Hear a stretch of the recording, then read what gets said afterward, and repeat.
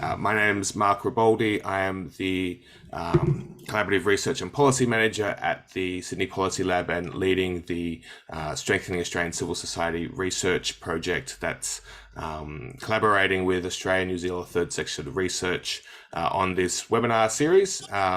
It's my job to welcome you here today. It's also my job to acknowledge that I personally am on the land of the Gadigal people of the Eora Nation. I want to pay my respects to elders past, present and emerging. I know that if you're in Australia, you are all on the unceded First Nations land, so please acknowledge that in the way that you see fit.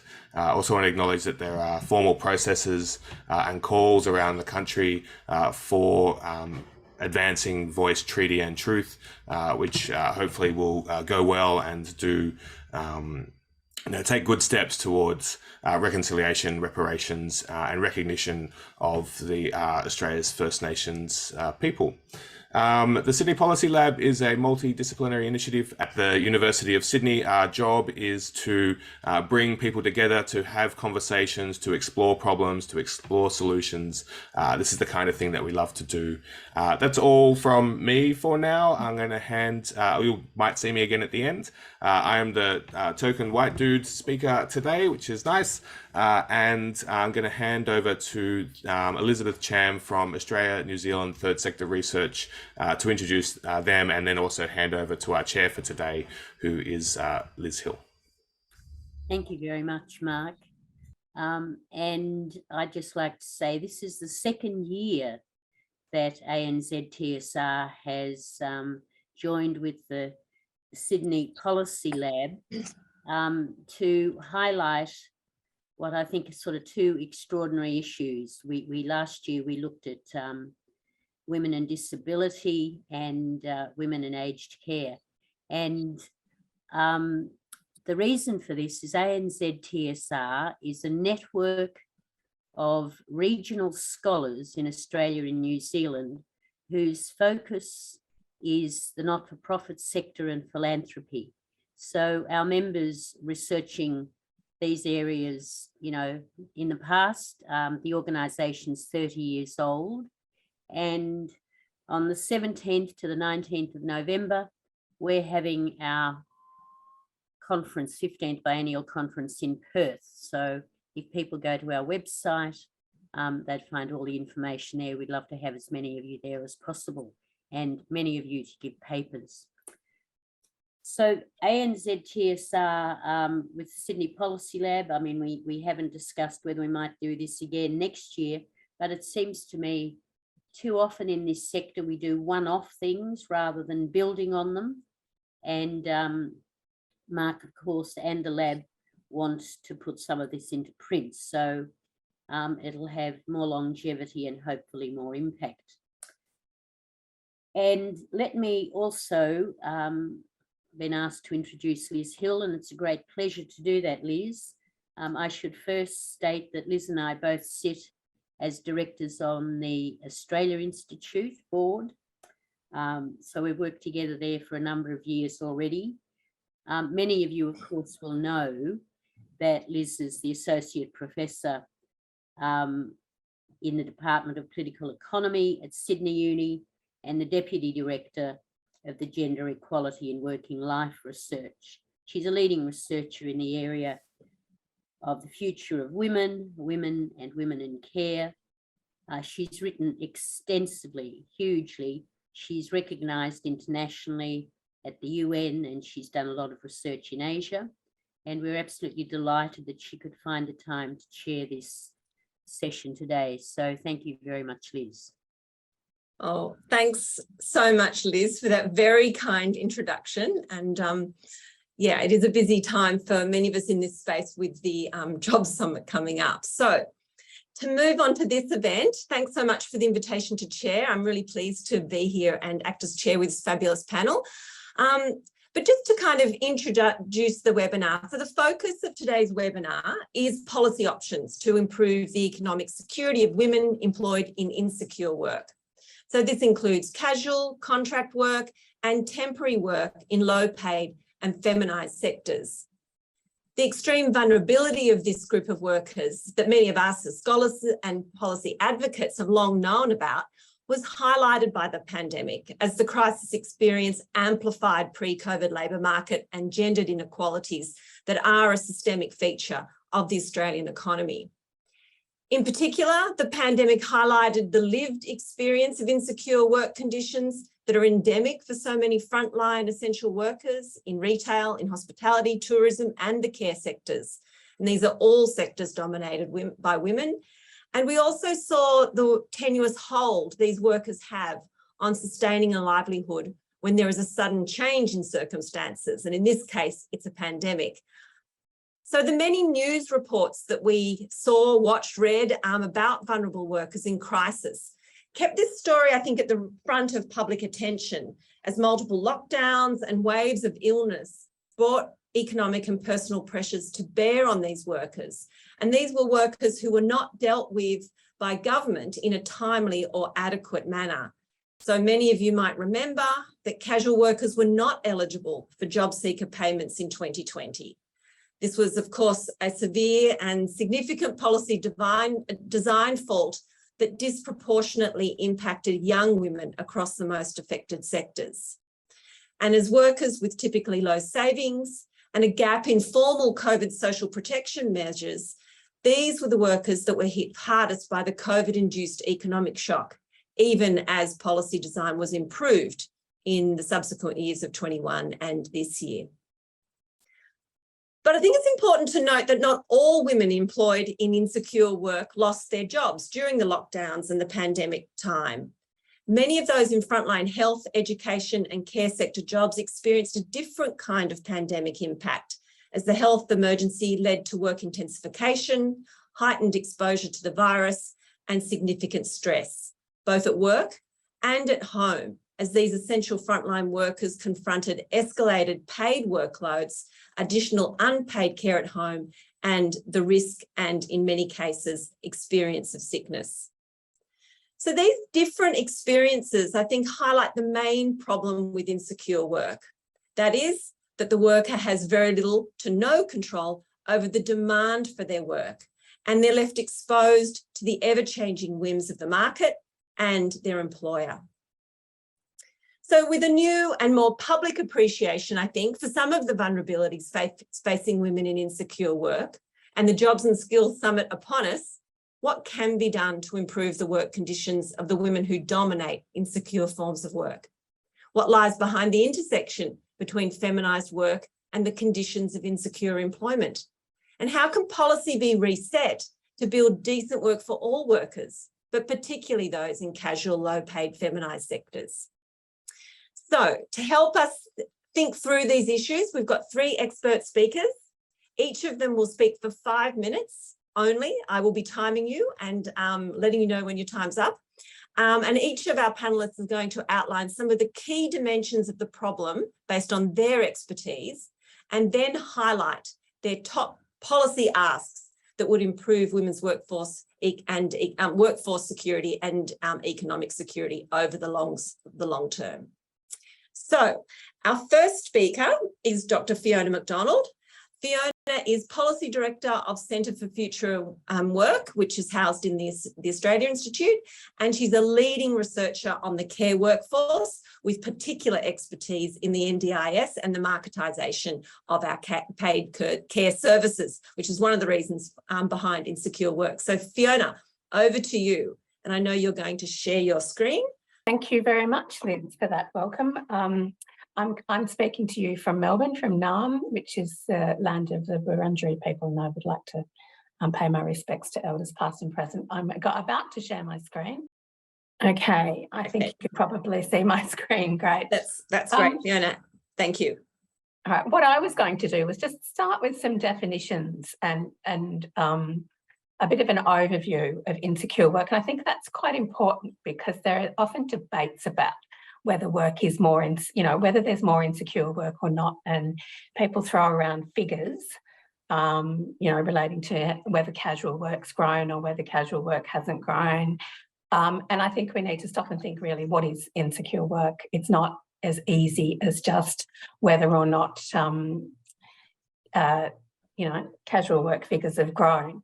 So I think a good definition of insecure work that was formulated by the group that did the independent inquiry into insecure work in Australia about 10 years ago, led by former Prime Minister Brian Howe and a good colleague of mine and Liz's, Professor Sarah Charlesworth, and some others. That definition is insecure work is that work which provides workers with little social and economic security and little control over their working lives. So if we think about that, that can apply to any kind of work. Any form of work. It's particularly likely to be present in some forms of work, but it can apply to any form of work. And during that inquiry, and also in the more recent Senate Select Committee on Job Security that was conducted over 2021 and produced some really, really good reports that give you a really thorough picture of work insecurity in Australia. They identified dimensions or indicators of insecure work and it's not, I don't think insecure work is not confined to these types of insecurity, to these dimensions or indicators, but they're a really good starting point. So work with unpredictable or fluctuating pay, inferior rights and entitlements, including limited or no access to paid leave. Clearly, that's a significant problem for economic security if you've got no access to paid leave. And as Liz noted, that was very apparent for one of the apparent issues and problems for workers in the pandemic. Essential services workers in care and other industries who continue to come to work with initially no access to other income. Irregular and unpredictable working hours, and this is a really growing problem, and it's a particular problem in some really big feminised industries, which I'll talk a little bit about. Unpredictable working hours, or working hours that, although regular, are too long or too few. That can actually make work incredibly insecure. Too few is kind of obvious, underemployment, in income insecurity, economic insecurity, but too long makes family management or balance, or whatever you want to call it, impossible. And as does too much non-social hours work or fragmented hours work.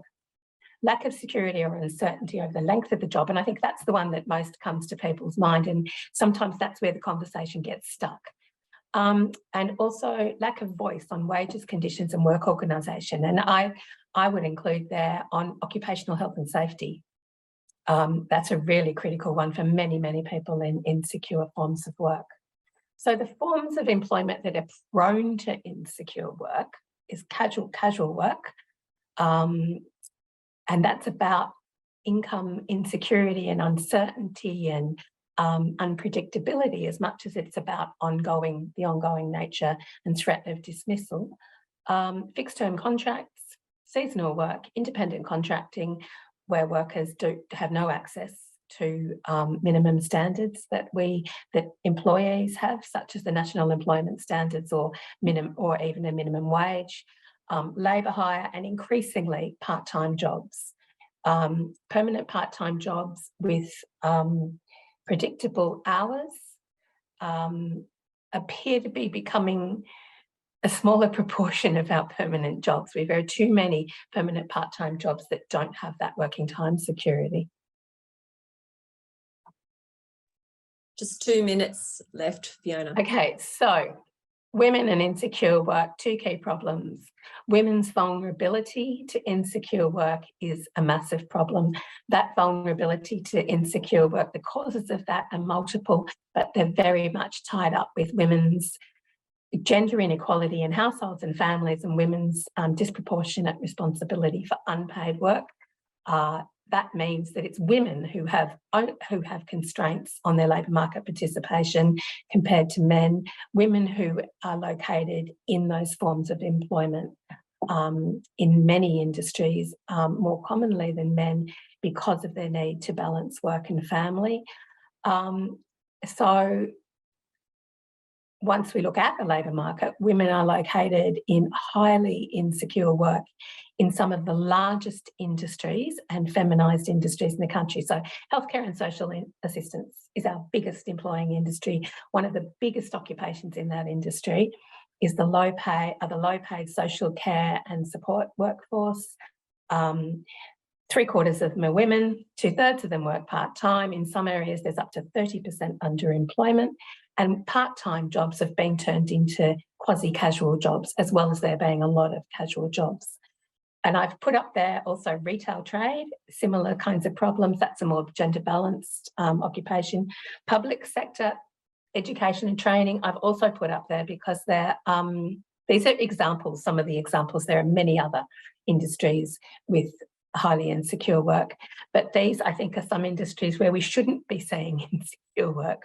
Public sector, education and training, where women get stuck on fixed term contracts. Women are unable to get reasonable part-time work that doesn't have too many of the stresses of overwork that make it impossible to continue. Very quickly to my policy changes. And these are not necessarily, I've got hundreds of top policy changes, including addressing gendered undervaluation, I think is one, but this is me cheating and getting in 3. My 2 others, paid leave for casuals. Traditionally, casuals have not had paid leave. We have some really good examples. Very recently, we've seen some changes. So in Victoria, casuals in essential occupations such as care, hospitality, retail, security, now are under a Victorian sick pay guarantee pilot, where the state government is paying 10 days, up to 10 days paid sick leave, and that responsibility will transfer to employers. That's a really big shift. And we've also seen for the first time paid leave for casuals put into the national employment standards. We now have paid leave eligibility for domestic and family violence leave that includes casuals. So the door has opened, and I think we should be pushing it open further. Second, I think it's government funded, public sector and other government funded jobs where the government should be accountable for decent work. We can start demanding that. I think there are lots of policies to support the implementation of that would address some of the problems in some of those really big feminised industries, including healthcare and social assistance. Thank you. Thanks so much, Fiona. Excellent overview of insecure work and 2 great policy asks. And it is exciting to see that door open with paid leave included in the NES for domestic violence and the pilot in Victoria. So hopefully that pathway has begun to be walked down. So our second speaker is Jane Corpuz-Brock. Jane is very well known and respected as an advocate for migrant women's rights and is former executive officer of Immigrant Women's Speak Out Association. So Jane, welcome, and we look forward to your diagnosis and policy changes that are going to make a difference. Thank you very much, Liz, and thank you to the University of Sydney Policy Law and, of course, the ANZ for having this forum and webinar. And I thank all of the organizers as well. So first, I'd also like to acknowledge the Gadigal people of the Eora Nation, where I'm zooming in. And I pay my respect to their elders past, present, and emerging. So the Immigrant Women Speak Out Association has been representing migrant and refugee women for over 40 years. We have celebrated our 40th foundation anniversary in March this year. And weeks ago, I was reading the proceedings of the first National Migrant and Refugee Women Speak Out on Employment and Health Problems that was held in March 1982. And actually, this national conference gave birth to the Immigrant Women Speak Out. What was interesting was the core issues of the migrant women workers at that time were almost the same during this time. And it's also notable that the demands and recommendations of that Speak Out are essentially similar up to this day. Anyhow, despite of the lack of data currently, there is anecdotal evidence that many migrant women are in casual work, fixed-term work, seasonal work, and employed in labor hire. Of course, we still need to extract disaggregated data from the latest census, and hopefully we can find a number of data that we can really use to further our study and analysis and advocacy on the issue of migrant and refugee women workers. And I'd like to share that those who have migrated to Australia through partner visas are mostly in casual work and seasonal work. And in fact, in our engagement with them in several conversations with this cohort of women, a significant number have shared their experience of sexual harassment in the workplace. During COVID-19 lockdowns, migrant women workers who are employed in hospitality and retail industries were the first to lose their jobs as they are casual workers. Partner visa and other temporary visa holders who have escaped domestic and family violence are paid in low wages if ever they find jobs, and no entitlements because their employers told them that they only have temporary visas. Most international students are in casualized workplaces. The Immigrant Women Speak Out have hosted many international students as placement or as interns. They have shared their work conditions and describe it as extremely exploitative and oppressive. One of them was a young woman, an international student from Eastern Europe, and worked for 20 hours per week in an aged care facility in Western Sydney. She was only paid $15 per hour and has been working for more than 40 hours per week. Now, especially during the COVID-19 pandemic, there were many workers in the aged care, in that aged care facility who got infected and were ill with COVID. So there were so many pressures that was put on her, and working, in fact, beyond 40 hours. Now, she called the Fair Work Ombudsman's office for advice. Later, she demanded from her employer that she must be paid the minimum wage for aged care workers. And she was successful.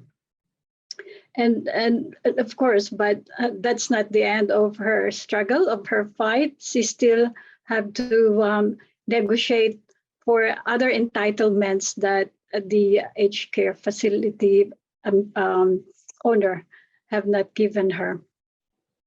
Anyhow, the wage theft is a rampant practice by employers in Australia. And this is one of the features of what we can call as, one of the root causes of insecure jobs or work. In 2017, a research report by Laurie Berg of UTS Faculty of Law and Basina Farbenblum of the University of New South Wales Faculty of Law reported that in their survey, almost 1/3 or 28% of temporary migrant workers in food services in Australia were paid $12 per hour or less, and 1/2 were paid $15 per hour or less. Jane, just 2 Yes. minutes. Okay, 2 minutes, yes. And I'd also like to say that young women workers have reported, young women workers from migrant and refugee background, those who are women humanitarian entrants, they also have difficulty in negotiating most of the time for entitlements in their workplaces. And most actually were paid cash on hand. And of course, no entitlements, and they're not on the books of those who are employed. Well, I would say that the overarching issue really faced by migrant and refugee women workers are deeply rooted in gender inequality as well as the rest of women all over Australia and over the world. And so there is really a need, I guess, for another seminar about that.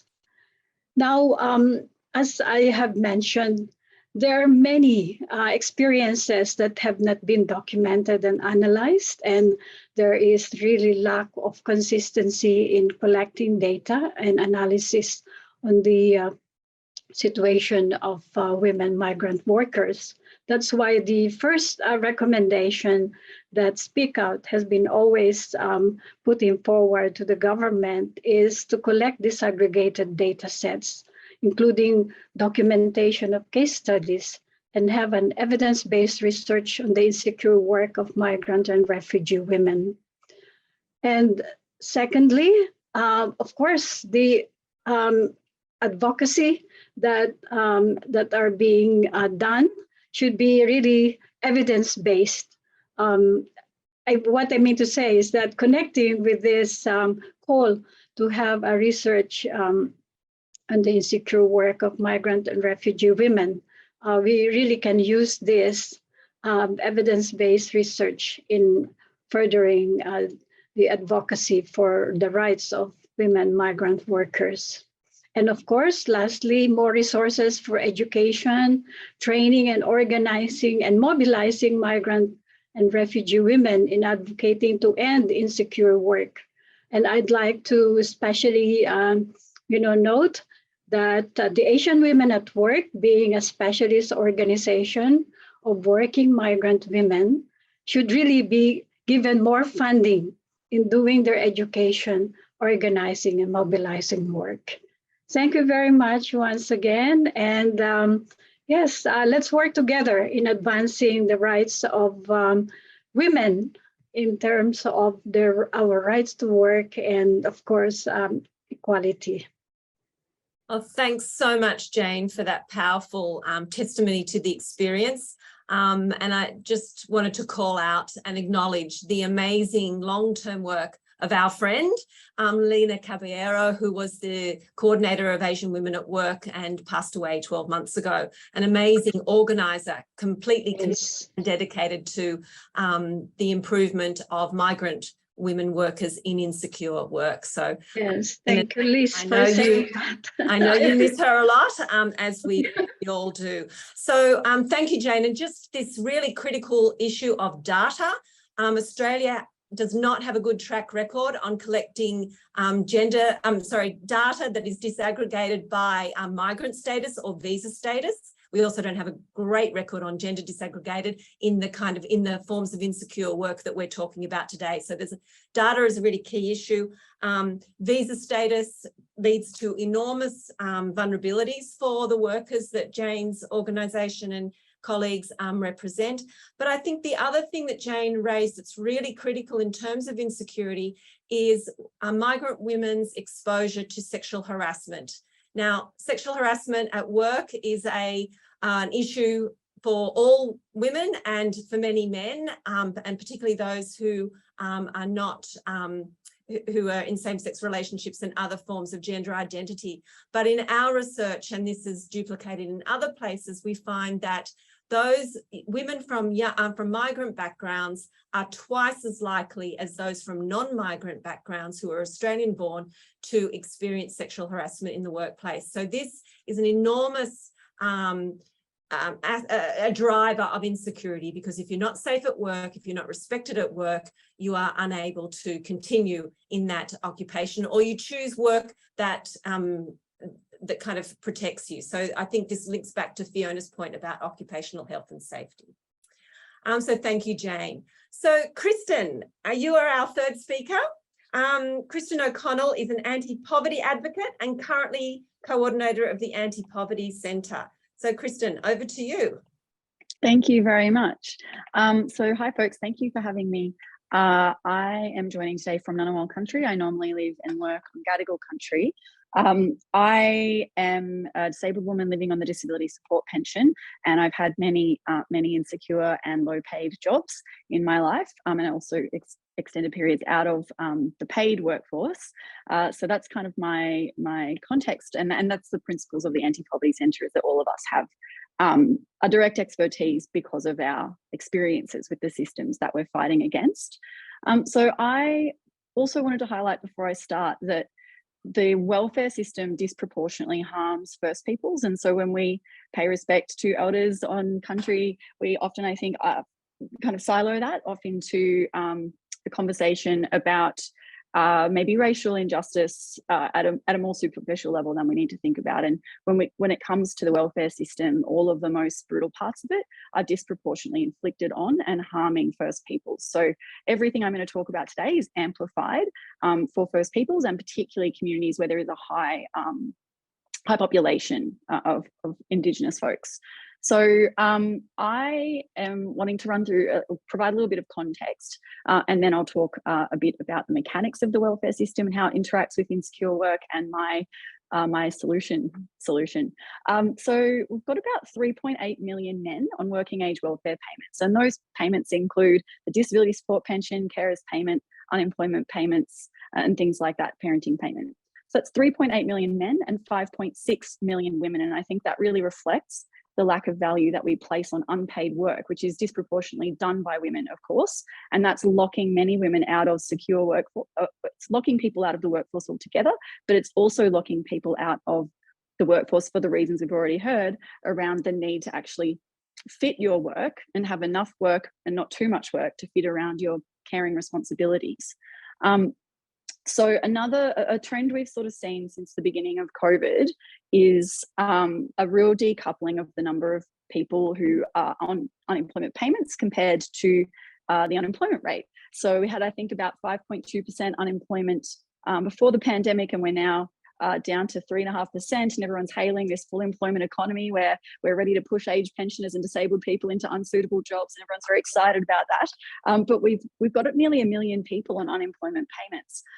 We also have people who are on payments really long term now. So we're seeing folks on average on payments nearly 6 years, and the kind of fastest growing group of people on payments long term is older women, who obviously face a lot of discrimination in the workforce and whose skills and expertise is not valued. So of those people on unemployment payments, a lot of them are employed.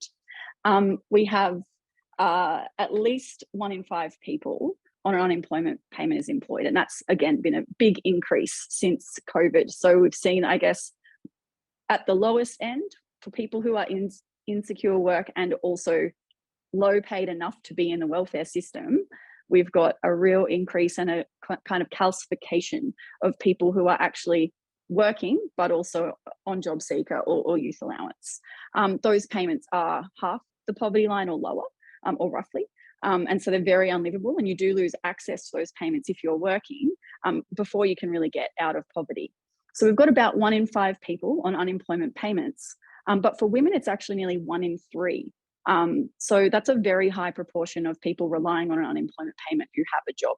So the ways that these things, I mean, the intersections between the policy settings in the welfare system, what's happening in the labour market more broadly, and how that's specifically harming women is almost endless. I could talk to you about it for an hour, so I'm going to try and keep it really targeted.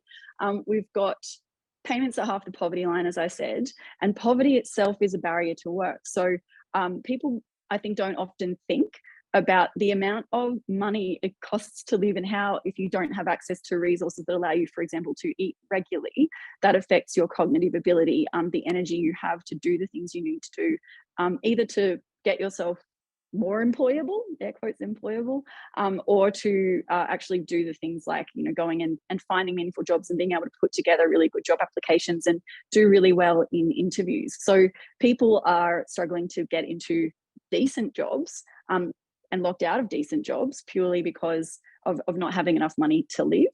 Obviously, at the moment, we're particularly seeing with the cost of living crisis and increase in rents, more and more people becoming homeless, and also kind of just having to cut back even further on food and other essentials. So we've got people trapped by poverty. The Another part of the poverty machine is mutual obligation. Some of you might not be familiar with the very onerous and pointless and punishing activities that you have to do in order to get an unemployment payment, and including for parents, and obviously the vast majority of parents who are on social security are women.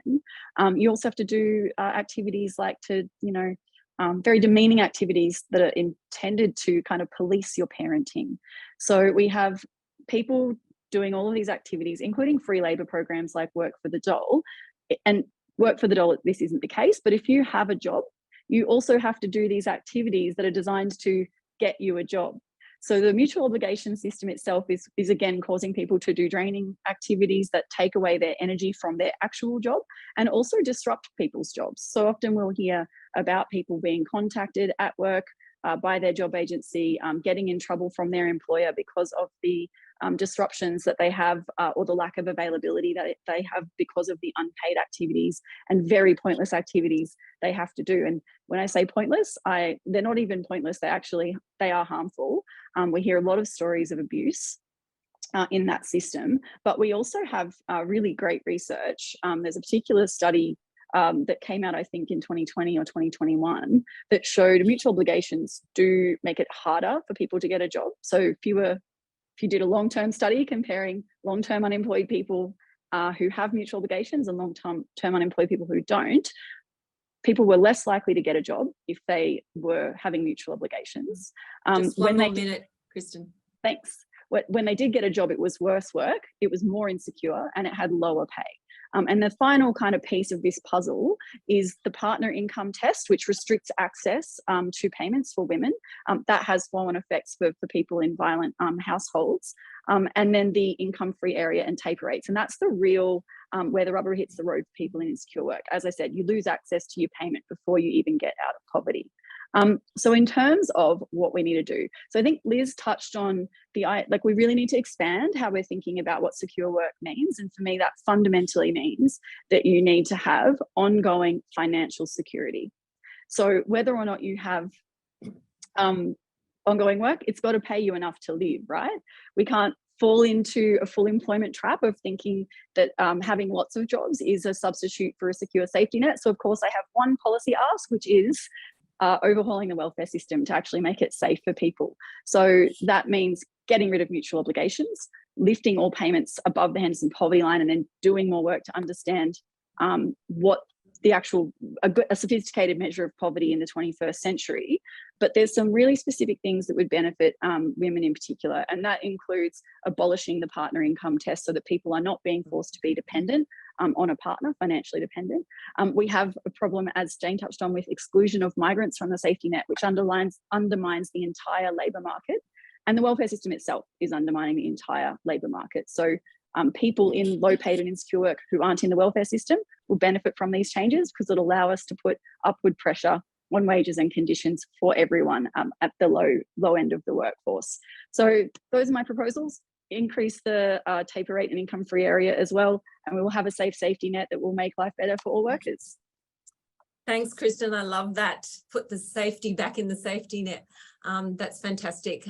Thank you, though, also for articulating so clearly the vicious cycle that runs between insecure work and inadequate social security systems and poverty. So a sad story, and absolutely one that needs to be dealt with as part of policy discussions around jobs and secure working.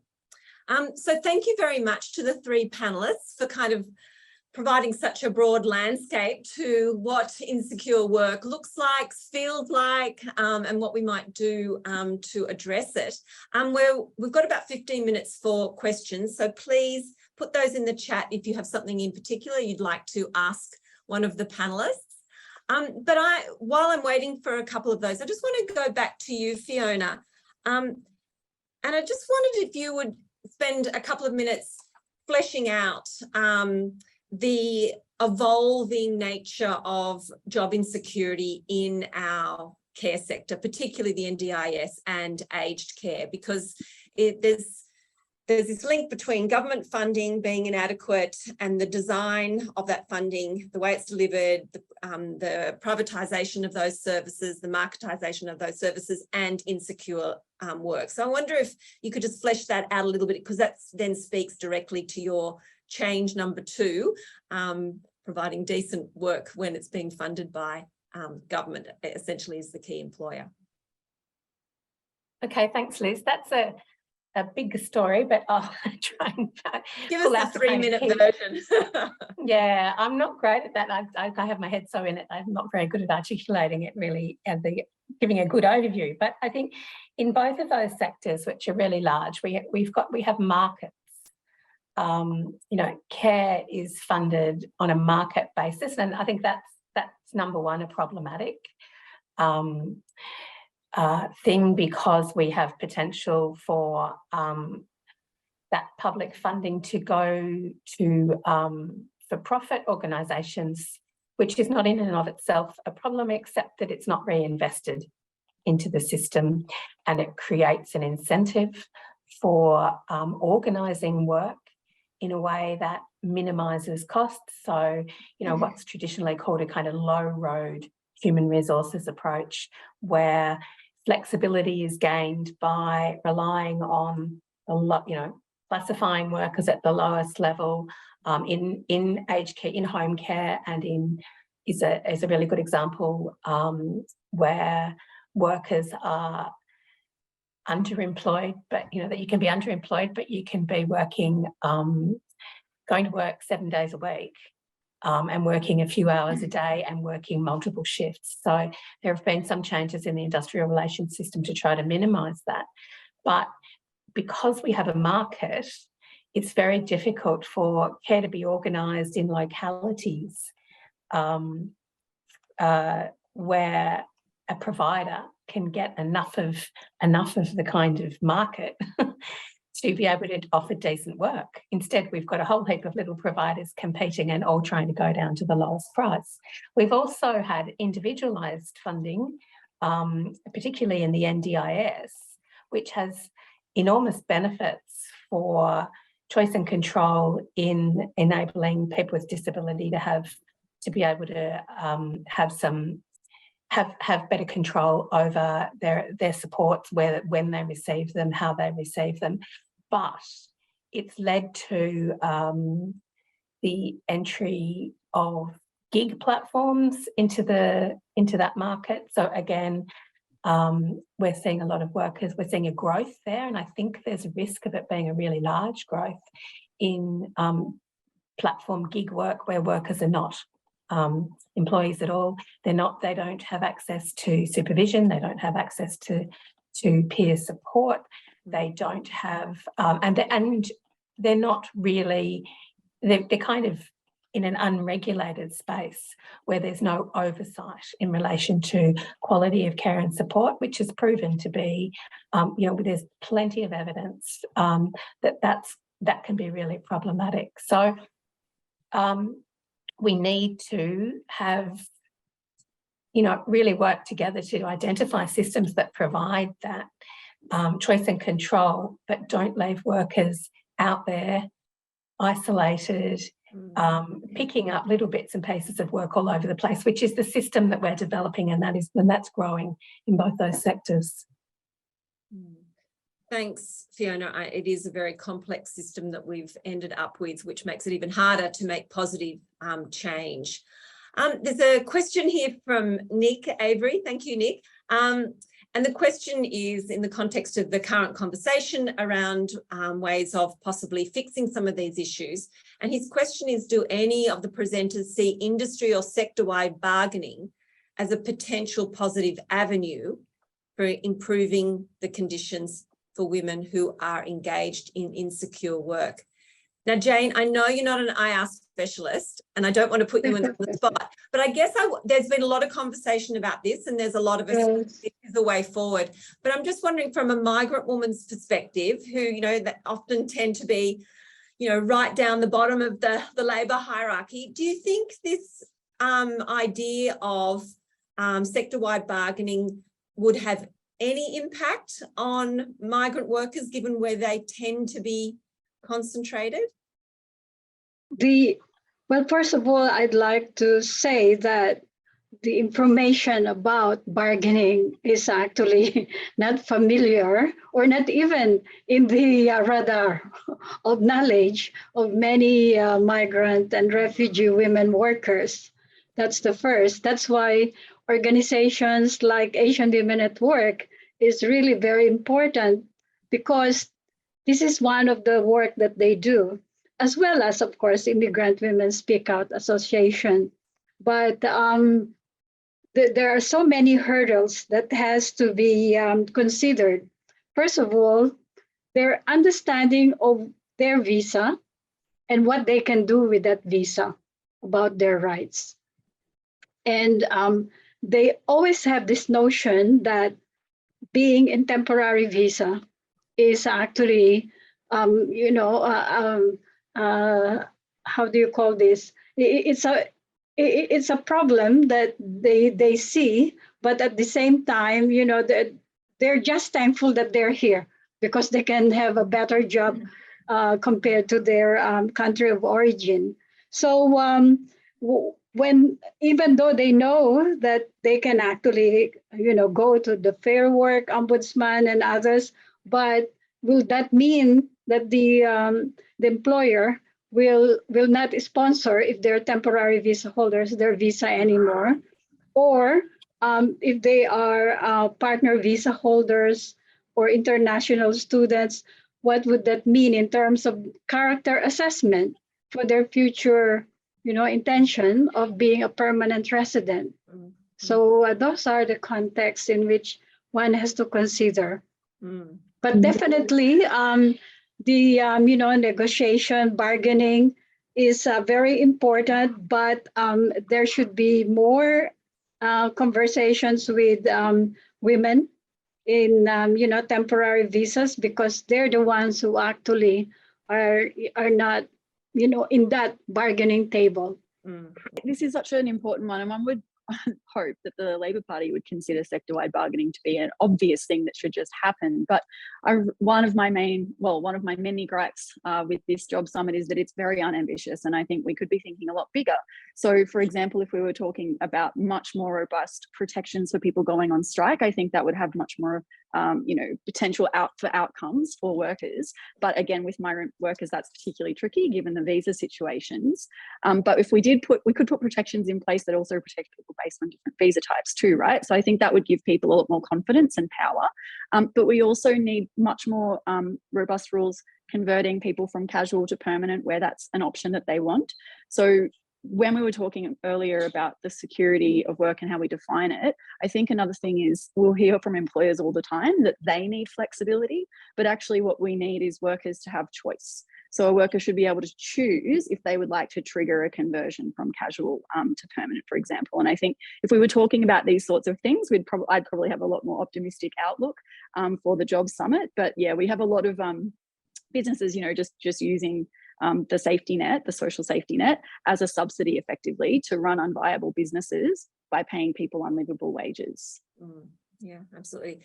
Fiona, just coming back to paid domestic violence leave that's now part of the NES, and that providing a little bit of an opening to other forms of paid leave for casual workers. I guess my question to you is, do you see this as a way of essentially doing away with casual labour and really attaching the conditions of decent work to all workers? And if so, what would some of those other paid leaves be, do you think, that might kind of really support insecure workers who are casual? Okay, Liz, yeah, I do see it. I think, traditionally the definition of casual work has been work without paid leave, but we've undone that. So that's a artificial barrier that no longer exists. And we know that paid workers leave loading is supposed to be compensation for not getting paid leave, but we know that that actually doesn't really work properly, and paid the 25% loading doesn't account for all the leave. And even where it does, it also, casual workers kind of get stuck on the lowest level of pay. rather than being, taken up or to a level 2 or given any kind of advancement opportunities. So I think those barriers are important to note, that they shouldn't be barriers in arguments about this. The other kinds of leave that are really important is sick leave and carers leave, personal leave. So those are the really significant ones. But annual leave is also critically important. Casuals are stuck with financial insecurity and inability to manage their lives and to enjoy their lives in the ways that everybody else is, because of that financial insecurity, if they can't take a week or 2 off. And that's multiplied where people are underemployed and have multiple jobs. They just can't get a week off, even if they save the money to do so. But I think that personal leave that covers carers leave and sick leave is the number one priority there. Thank you. Well, we're coming rapidly to the end of our time, but I want to finish just with Beth Kaczynski's comment. And Beth's focusing on stress and anxiety that comes from an ongoing experience of insecure work. She says at uni, it's all stress and anxiety. At my supermarket job, it's all stress and anxiety. Is it time we add community mental health measures to our measurement of economic performance? And I just think that's a fantastic way to kind of finish, because insecure work has really significant impacts on individuals, personal well-being. It has, and that then gets through a domino effect, in fact, impacts families and neighbourhoods and whole communities. So I think, insecure work isn't just about an individual. It actually is a structural feature of our economy that has deep structural implications for our well-being. And that, I guess, then links back into Jim Chalmers' aim to deliver what he's calling a well-being budget in October.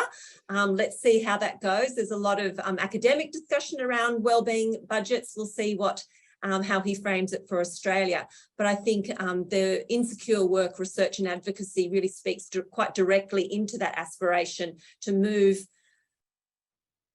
slightly, let's hope a long way, beyond just GDP as a measure of growth and assume that that's going to deliver maximum well-being and welfare. We know it doesn't. We need to think about other ways that we can talk about and deliver well-being for the Australian community. So I want to thank the panellists for a really stimulating conversation. That's fantastic, and a really nice kind of way to get our brains thinking in the prelude to the Jobs and Skills Summit that comes tomorrow. Kristin, thank you. I hope you survive the next 2 days and you're not too traumatised by the lack of ambition.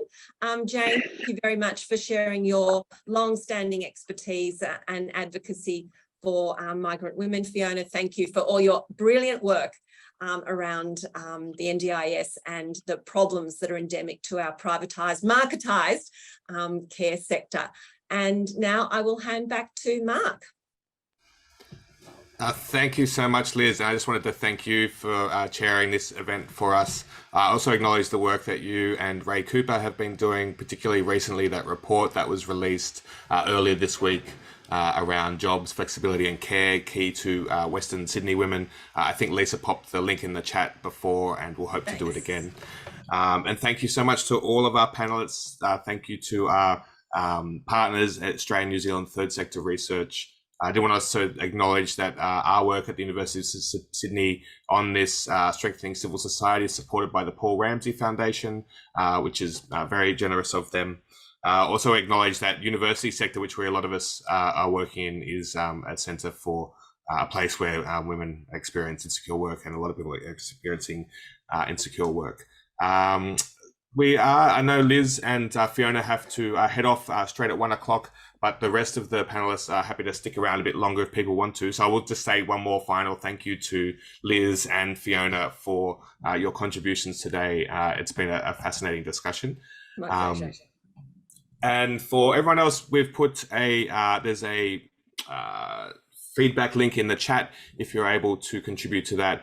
We're also going to try something which we haven't done before at a Policy Lab event. If people are interested in staying around for a bit of a chat, we're going to put people into smaller breakout groups of 4 to 6 people, just to kind of unpack these ideas for yourselves and for ourselves, and to have a bit of a chance to connect with our peers and other people. So you're very welcome to leave, and it's thanks everyone for the very positive comments in the chat.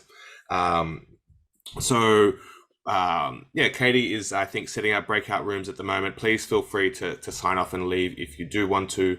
I will give a little bit of a plug as well about the Policy Options working paper series that we're trying to put together. This is another experiment where we're calling for short essays or short reflections on this topic, which we'd like to use to platform and create more opportunities for voices to talk about this issue through a university context, and using our clout as a university to kind of publish these ideas.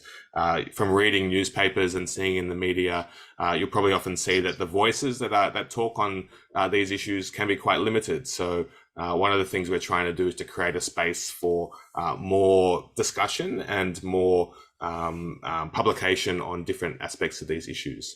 So thank you so much again. I think Katie's going to try and open up breakout rooms now. We won't come back at the end afterwards. So this is the last you'll see of me, which, depending on how you feel about white dudes with beards and no hair, might be a good thing, or otherwise. But it's been really wonderful. Thank you so much again to Kristin and Jane for your contributions. It's been a fabulous discussion.